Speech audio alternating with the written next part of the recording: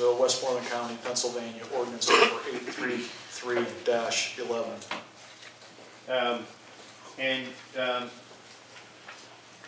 Were you representing Murraysville at the time that this was enacted? Objection. Relevance. Really? This is directly... Yes, relevant. really. I'm sorry. This was part of his qualifications, is that he's got experience with municipal ordinances. If you did it, then it's relevant to cross. If you prepared this, if you didn't, it's not relevant. I did not prepare it. I don't recall the dates that I was representing them. This may have been done before I was named a special counsel, but I believe I was involved and retained during the preparation of this ordinance. So you were representing Murraysville during the preparation of this ordinance? I believe so. I don't know how far it goes back. This is in 2011. I believe I was on this ordinance. Okay. And you believe this is a defensible ordinance?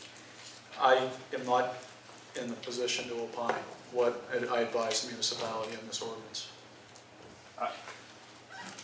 Well, sir, you've offered yourself as an expert. I have, and I can't breach my client.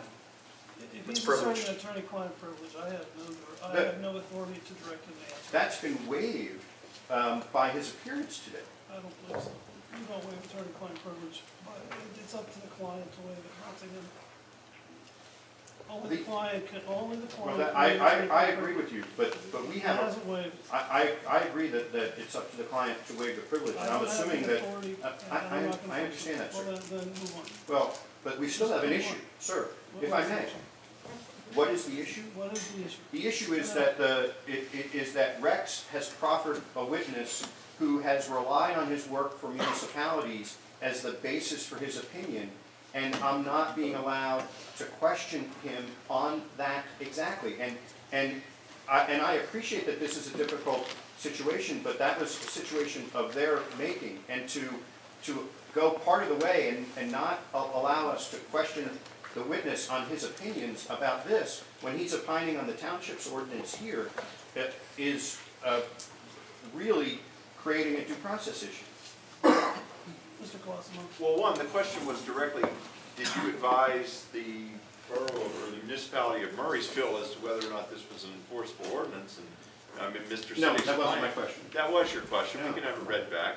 But what Mr. Yeager is implying is that Mr. Sittig would tell us here what he may or may not have told the municipality of Murraysville. And whether or not he did or did not tell them something, I would remind all the lawyers in the room, is also a matter of privilege to the extent that they asked him about it. Now, to the extent that Mr. Yeager wants to go down the road of pulling out various different municipalities' ordinances and asking Mr. Sittig his opinion on them, I would submit that that is neither relevant evidence nor would it be admissible. This is perhaps the very thing, coincidentally, that Mr. Yeager argued that Mr. Sittig should not testify to, in the very nature of the question that I did not ask him, out of respect for the objection that Mr. Yeager put forward. So it is neither relevant nor is it admissible, and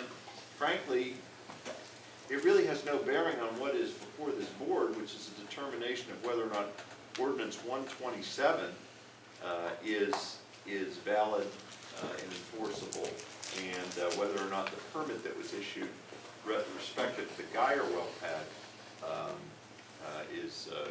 will withstand the challenge that they have brought. So I think we're pretty far afield. If he wants to ask him about particular aspects of the ordinance, and to the extent that it doesn't involve attorney-client privilege, that's within the discretion of the board if you want to allow that type of a fishing expedition. I suspect we could pull ordinances from the thousands of municipalities across the Commonwealth and ask Mr. Sittig that and stay all night. But With all respect, I'll short circuit this. It doesn't matter. You're going to need a court order. I'm not answering what I advise my client. I wasn't asking Well, you thank to you. Let me finish. Number one, I'm a hearing officer. This is the zoning hearing board. the notice we're fire law. We're not in a courtroom. I'm not a judge. I don't have the authority, nor is he going to listen to me to direct him to violate attorney-client privilege. Number two, I don't think it's a fair question for him. In respect to, we are dealing with the constitutionality or the non-constitutionality of ordinance number 127. Whether Murraysville is or isn't, I don't believe is relevant to tonight. I don't believe that going through item by item in the Murraysville ordinance and comparing it to ordinance number 127 does anything except take up a lot of time. And we've taken a lot of time. If I may be heard just on that. No, you cannot. You've already spoken. I haven't spoken on that issue, which was raised by counsel. I'll be very brief, sir. I'll be very brief. But there's a separate issue that you're identifying. No, you spoke on it, and you spoke. You don't know what I'm going to say. How can you determine that what I spoke I on? don't have a crystal ball, but you've spoken enough on the issue, and we're going to move forward. Ask him another question. Sir, part of what you testified to is that in order to assess the validity of an ordinance, you need to look at more than simply which district it's allowed in, correct? Yes. You have to look at the whole of the regulatory regime to assess whether a prudent, proper, reasonable, rational, however you want to call it, balance has been struck, correct? Yes. And part of what you would look at is whether the non-zoning district requirements of the ordinance, you would look at those non-location aspects of the ordinance, correct? Amongst other things, but yes.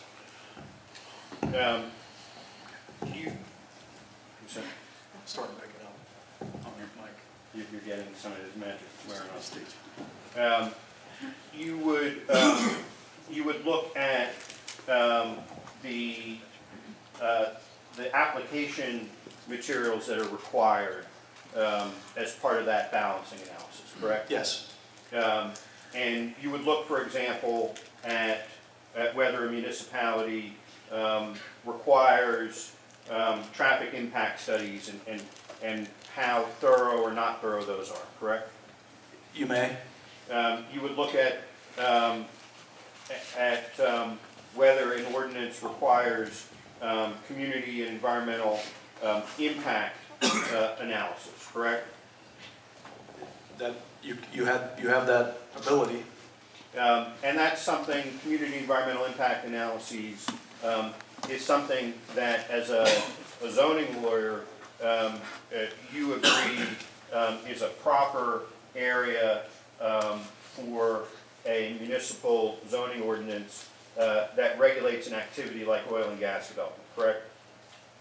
I'm sorry, would you? That a community and environmental impact assessment is a proper area of study for a municipal ordinance to require. Yes. And likewise, that an air quality study is a proper area of inquiry for a municipal ordinance addressing oil and gas development, correct?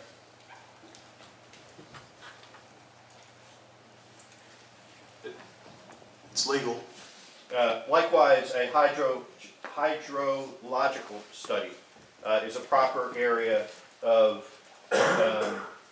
study for a municipality to require as part of a municipal ordinance regulating oil and gas development, correct? You're using the word proper, and I'm using that in the sense that if you elected to do that, you would have the ability to do that. I don't think it's something that necessarily should be considered. For example, air quality permits by zoning officials or municipal officials. It would be illegal to do that, but it would be outside the realm of their expertise.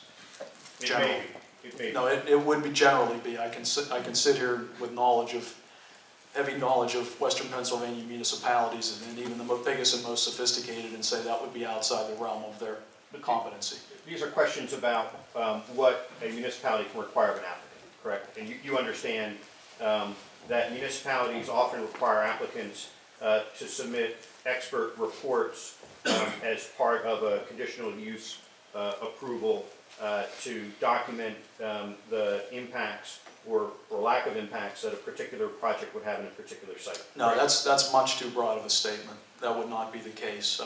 It would be common in certain areas, you know, like traffic. It might be in geotechnical. It certainly wouldn't, you know, delve into the areas like air quality. Absolutely not. Geotechnical, what's that? It would be the What's a geotechnical study? The geotechnical would be the study of the subsurface conditions to see if they were in, for example, landslide-prone areas. Understood. But you can require those things. Typically, you would defer those things to the regulatory bodies. You might require them to submit the DEP permits. They might require the HOP permits. You might require the conservation district permits, but you wouldn't have separate standards and separate consultants. That's typically, you can require, but that would be atypical.